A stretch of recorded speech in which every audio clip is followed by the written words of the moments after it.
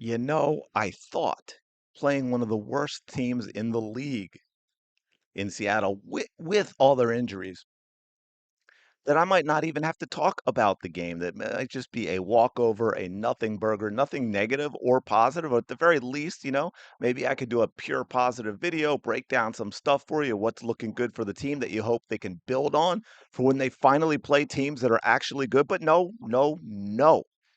This is the WNBA, where Messi goes to thrive.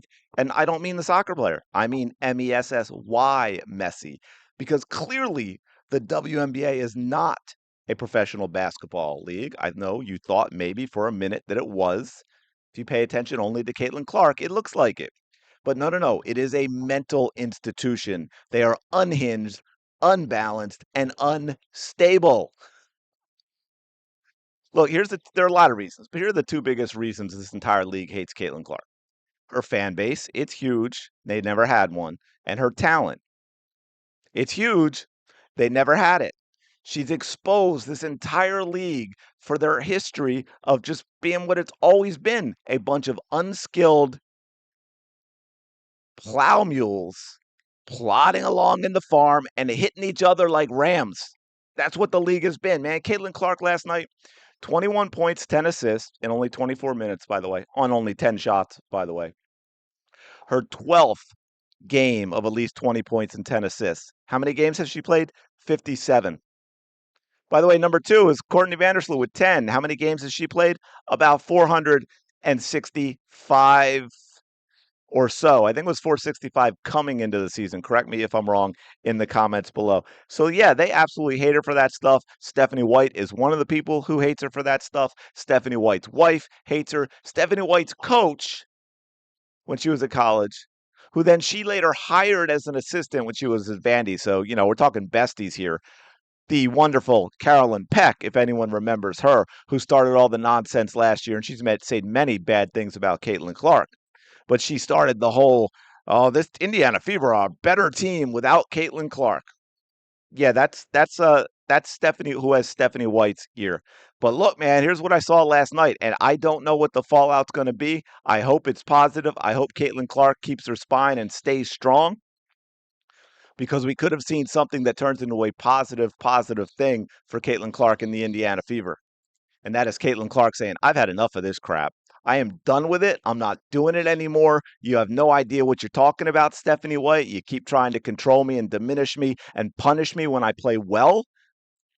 And enough is enough. And I've got some clips here for you. It is absolutely wild. If you didn't catch that game, we got to talk about it, because there is going now. The fallout may not be anything we hear, but I promise you there's a lot of stuff going on behind the scenes. And one thing that I know for sure is Stephanie White's going to get Caitlin Clark in her office, and she is going to lecture her like the absolute disgusting clown that she is. And I'm praying that Caitlin Clark stands up for herself, because you know what? Like stars in the NBA and the NFL who make a ton of money, Caitlin Clark has more leverage than they do, more leverage than they do.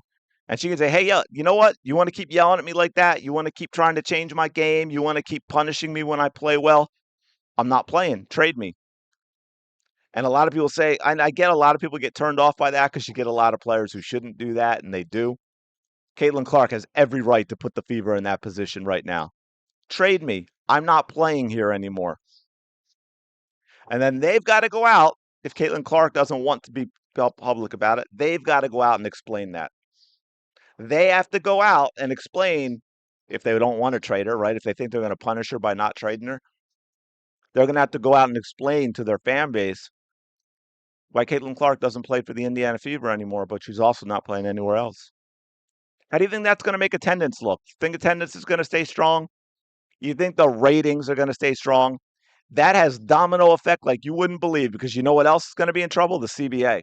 Which, by the way, for those who don't know, didn't see that video, there is a trigger in 2028, okay? It's not a done deal for 11 years. Everything still rides on Caitlin Clark. She has all the leverage in the world. And right now, what we're seeing these couple of games and the last night, is this is Stephanie White's worst freaking nightmare. And you saw it even in her halftime speech. She hates this.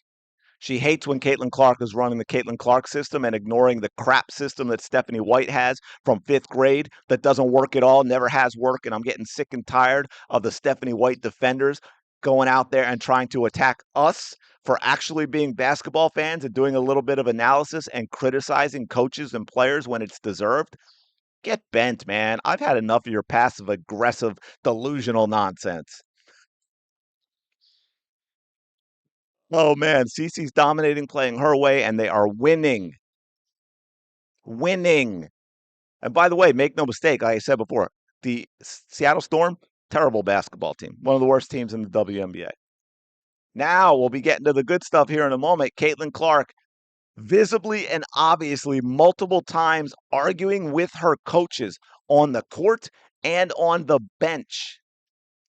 I'm telling you, she's done with the BS. She's tired of the micromanagement. She's tired of being punished. She's tired of being told to play a different way than her game. This coaching staff from top to bottom is terrible.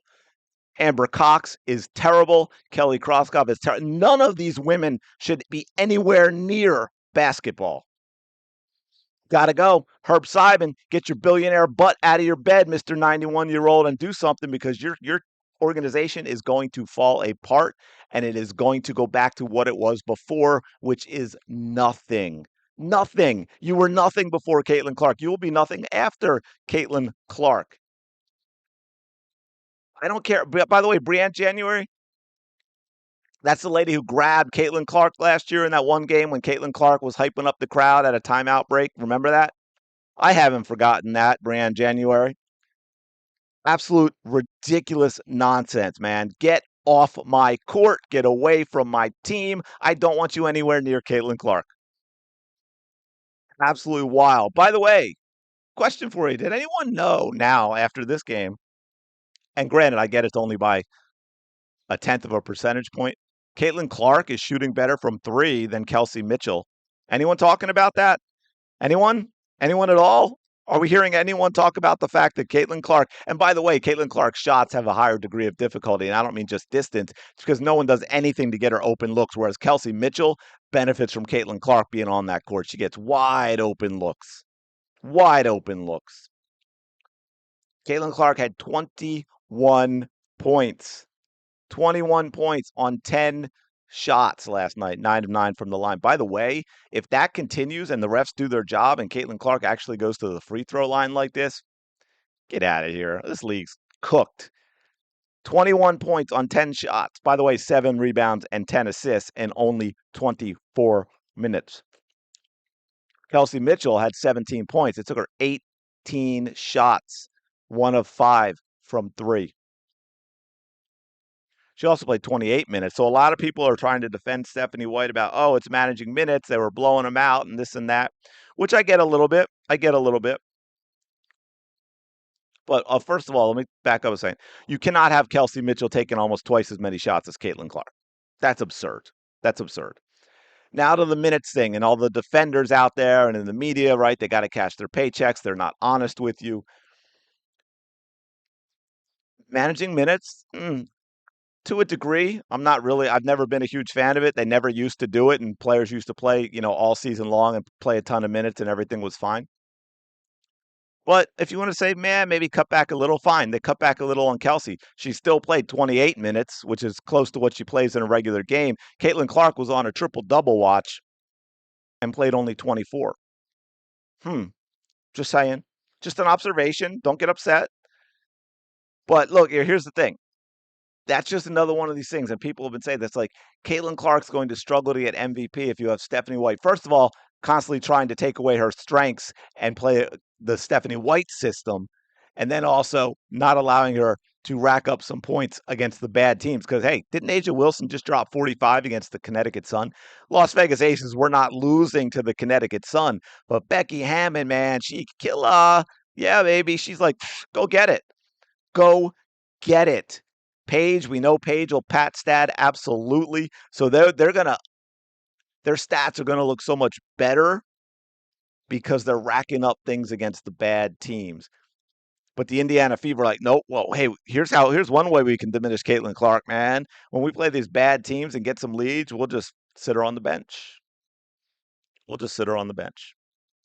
Like I said, I understand managing minutes, but I don't think there's a lot of leeway and trust here right now. So, yeah, but let's check out. Let's see. I think I have them here.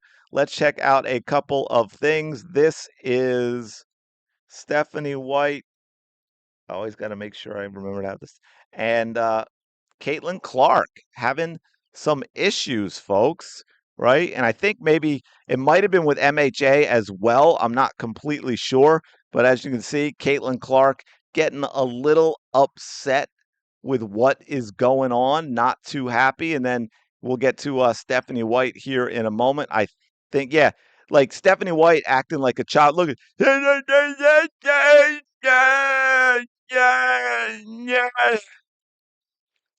ridiculous.